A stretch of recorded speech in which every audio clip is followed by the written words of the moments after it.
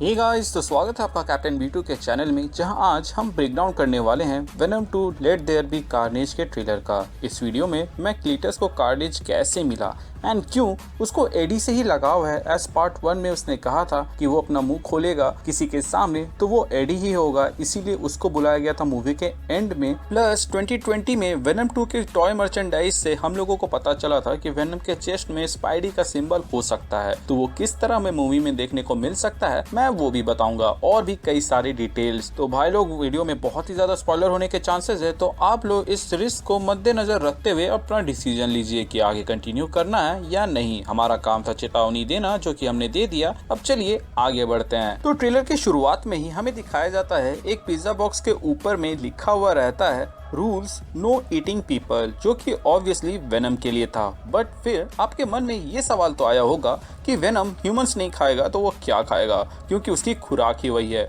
तो मित्रजनों, इसका भी जवाब सॉर्ट ऑफ ट्रेलर में ही मिल गया, जो कि एंड में था, जहां एडी मिसेस चेन को कहता है कि हमारी डील हुई थी चॉकलेट्स को लेकर, जिस पर मिसेस चेन कहती है कि चॉकलेट डिलीवरी आई ही नहीं तो मैं क्या करूं। एंड इसके रेस्पॉन्स में वेनम बोलता है कि तब तो मुझे मिसेस चेन को ही खाना होगा। वेनम ऐसा इसलिए कहता है क्योंकि ह्यूमंस के ब्रेन में फेनेसालामाइन होता है, जो कि सिम्बायोट्स की खुराक है, एंड इसीलिए आपने देखा होगा कि वो मोस्टली हेड ही खाता है किसी भी ह्यूमन का। लेकिन ये फेनेसालामाइन ह्यूमन ब्रेन्स के अलावा चॉकलेट में भी पाया जाता है। तो कॉमिक्स की ही तरह यहाँ एडी और वेनम ने डील किया हुआ है कि वो ह्यूमंस को नहीं खाएगा, जबकि उसके रिप्लेसमेंट में एडी वेनम को टाइम टू टाइम चॉकलेट देते रहेगा। इसके बाद हम सोनी के मूवी के अंदर सोनी का ही प्रचार देखते हैं इस रेडियो के जरिए। वहीं हमें वेनम एडी के लिए ब्रेकफास्ट बनाते हुए दिखाया जाता है, जो कि एडी को भी मालूम है कि बकवास होगा, इसीलिए वो जूस पीने का सोचता है। बट वेनम उसको वो तक पीने नहीं देता है। ट्रेलर में तो कट शॉट में वो पार हो गया, बट शायद हमें मूवी में ये दिखाया जाए कि जब वेनम खाना सर्व कर रहा था तब वो जूस के ग्लास को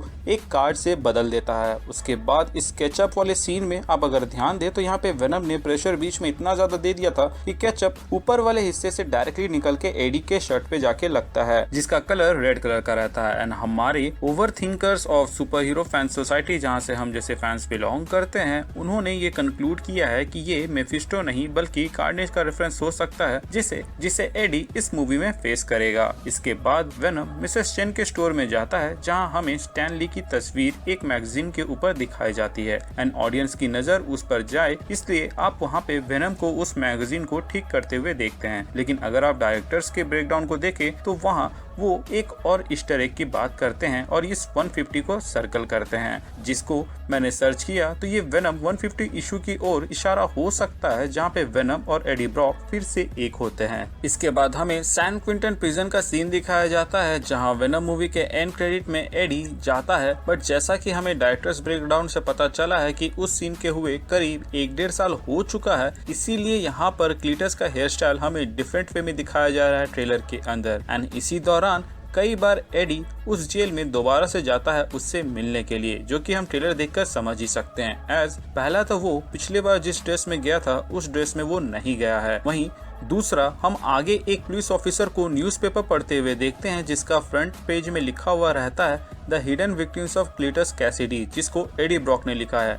तीसरा, ट्रेलर में हम जो वॉइस ओवर सुनते हैं क्लीटस का, वो एडी को वेलकम करता है। चौथा, हम इसी केस के ऊपर छानबीन करते हुए एक सीन में इनको देखते हैं और लैपटॉप में आप डेली ब्यूगल लिखा हुआ देख सकते हैं। और तो और जो न्यूज़पेपर वहाँ पे पुलिस ऑफिसर पढ़ रहा होता है वो भी डेली ब्यूगल का रहता है। अब डायरेक्टर साहब की माने तो उनका कहना है कि क्योंकि सोनी के पास मार्वल का वो हिस्सा है जिसमें स्पाइडरमैन और वेनम दोनों एक साथ एग्जिस्ट करते हैं, तो ऐसे माइनर रेफरेंसेस तो होंगे ही। इसके अलावा मूवी में सिर्फ वेनम के ऊपर फोकस किया गया है। ऑफ कोर्स इस यूनिवर्स में भी स्पाइडरमैन का कैरेक्टर हो सकता है, बट फिलहाल के लिए ये दोनों कैरेक्टर एक दूसरे से अनजान हैं। यहीं पर मैं पॉइंट आउट करना चाहूँगा, द अमेजिंग स्पाइडरमैन 2 में इलेक्ट्रो को रेवनक्रॉफ्ट में रखा गया था, और इस ट्रेलर में भी हम रेवनक्रॉफ्ट को देखते हैं। वैसे तो रेवनक्रॉफ्ट मार्वल यूनिवर्स में स्पाइडी के कुछ विलन्स को होल्ड करने के लिए बनाया गया था, बट व्हाट इफ ये वो लिंक हो जिससे द अमेजिंग स्पाइडरमैन के पीटर पार्कर को इस यूनिवर्स में दिखाया जाए।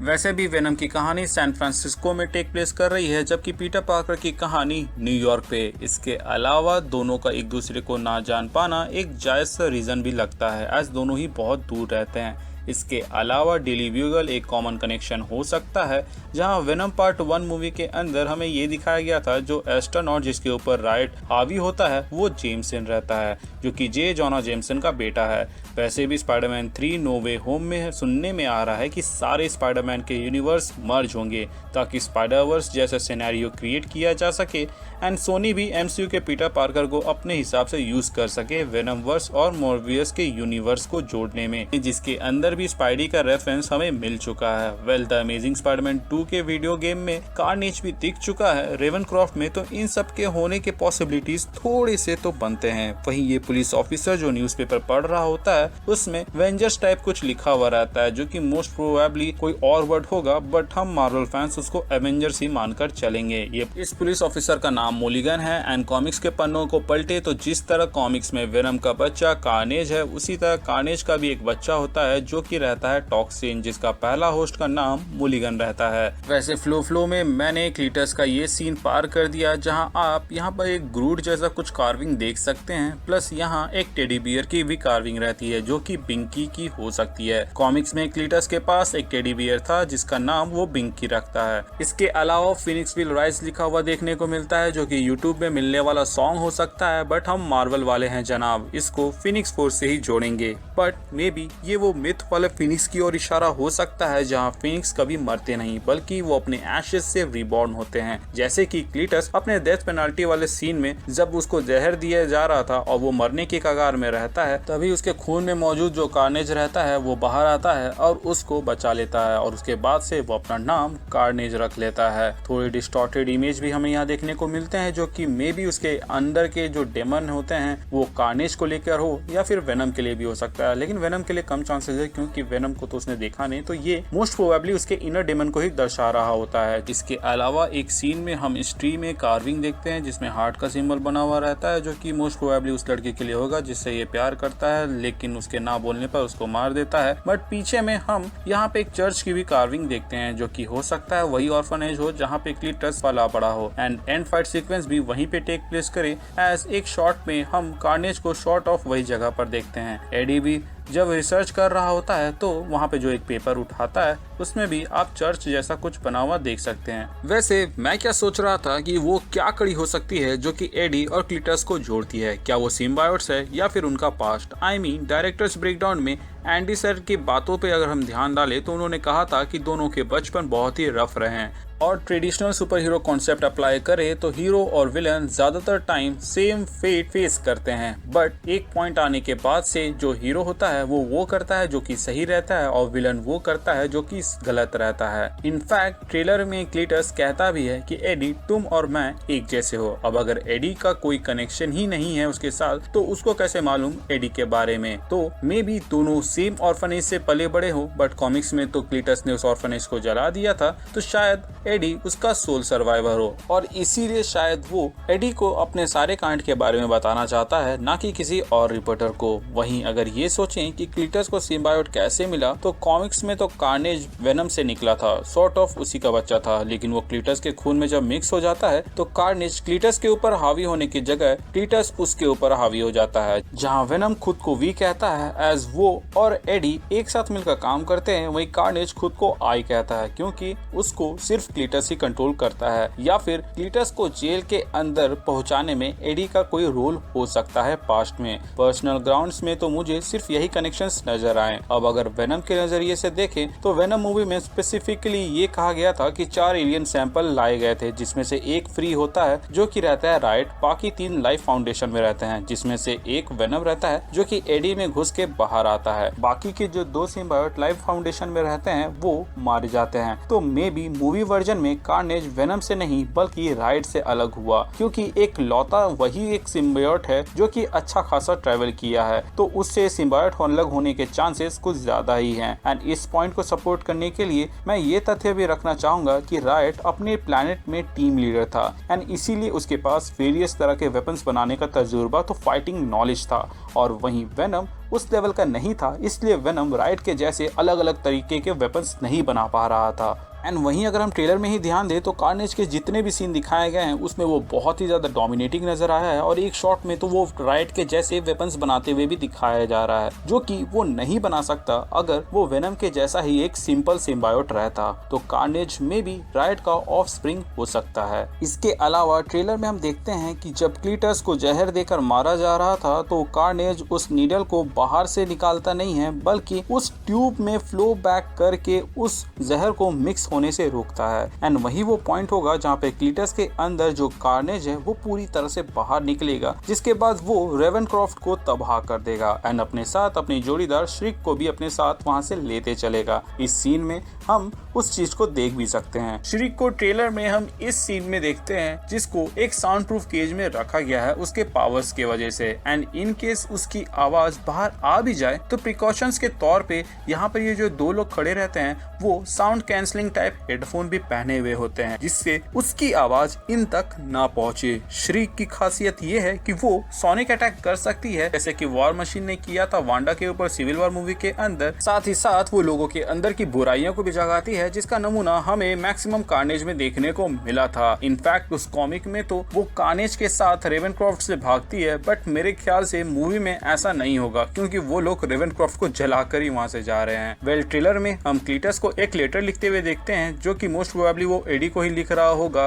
एज उसके अलावा वो किसको लिखेगा। प्लस ट्रेलर में हम वॉइस ओवर भी सुनते हैं कि वो उसको वेलकम बैक कर रहा होता है और मिस यू टिस यू बोल रहा होता है। सो व्हाट इफ ये लेटर जिसके ऊपर क्लीटस ने स्पाइडर को क्रश किया उसका एक छाप उसमें रह जाता है, एंड बाद में एडी इसी से इंस्पायर होकर खुद के चेस्ट में एक स्पाइडी जैसा सिंबल बनाता है। एज जिस तरह क्लीटस ने उस स्पाइडर को वहाँ पे कुचला, मूवी के अंदर वो वेनम को भी उसी तरह एक बार कुचलेगा, लेकिन बाद में वेनम कम बैक करेगा with a Spidey symbol on his chest. वरना स्पाइडी का symbol on Venom 2 let there be Carnage के प्रमोशन के इन टॉयज में सेंस नहीं बनाता, या फिर जिस तरह मैक्सिमम कार्नेज में स्पाइडरमैन लीड में बाकी सुपर हीरोज एकजुट होकर कार्नेज को रोकते हैं। आई थिंक इसमें शायद स्पाइडरमैन का कैमियो हो एंड में जो वेनम की मदद करे इन दोनों को हराने में, या फिर ये बस एक स्पाइडरमैन का रेफरेंस हो सकता है और कुछ भी नहीं। वैसे मैंने जो एक थ्योरी अभी थोड़ी देर पहले बताई थी कि कार्नेज वेनम से नहीं बल्कि राइट से बना हो सकता है मूवी के अंदर, तो वहाँ मैंने एक रेफरेंस को साइड कर दिया था, और वो ये था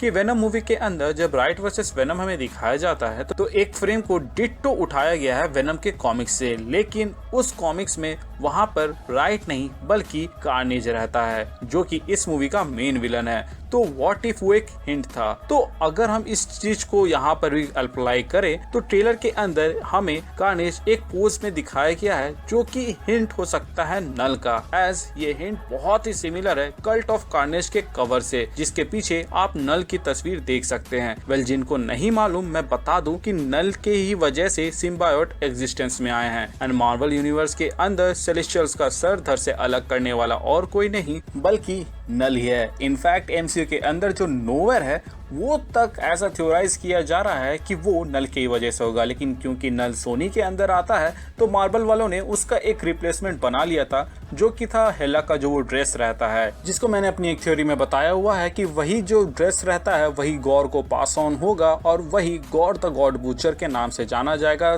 थॉर लव एंड थंडर के अंदर। अगर आप इंटरेस्टेड हैं तो उस थ्योरी को भी चेकआउट कर सकते हैं। वैसे जब मुझे स्पाइडरमैन के बारे में पता था तो मुझे सिर्फ इतना लगता था कि स्पाइडरमैन एक इकलौता ऐसा कैरेक्टर है जिसका खुद का एमसीयू जैसा यूनिवर्स बन सकता है, लेकिन जैसे ही मैंने वेनम के बारे में जाना, उसके कुछ कॉमिक्स पढ़े और जब नल के बारे में जाना किंग इन ब्लैक से और बाकी सारे कॉमिक्स से, तो मुझे एहसास हुआ कि जिसको मैं स्पाइडरमैन का साइड कैरेक्टर समझता था उसके अंदर भी इतनी कैपेबिलिटी है कि वो खुद का एक यूनिवर्स बना सकता है, और आज हम उसी को विटनेस कर रहे हैं। और अगर नल मूवी में आ जाता है तब तो ये और भी ज्यादा धमाकेदार हो जाएगा। बाय द वे, किसी को एनी का ये चेंज इन हेयर स्टाइल से फर्क पड़ा या नहीं मुझे जरूर बताइएगा, क्योंकि मुझे तो ये बहुत ही ऑड लग रहा था। एनीवे, लगता है इस मूवी में उनका ज्यादा रोल नहीं होगा। आई होप कि लास्ट मूवी के जैसे ही इस मूवी में भी वो कुछ धमाकेदार करे मूवी के अंदर, क्योंकि फीमेल कैरेक्टर को सिर्फ एज अ ग्लैमर देखना मुझे पसंद नहीं, अपने को फीमेल कैरेक्टर का स्टोरी में इन्वॉल्वमेंट मांगता है।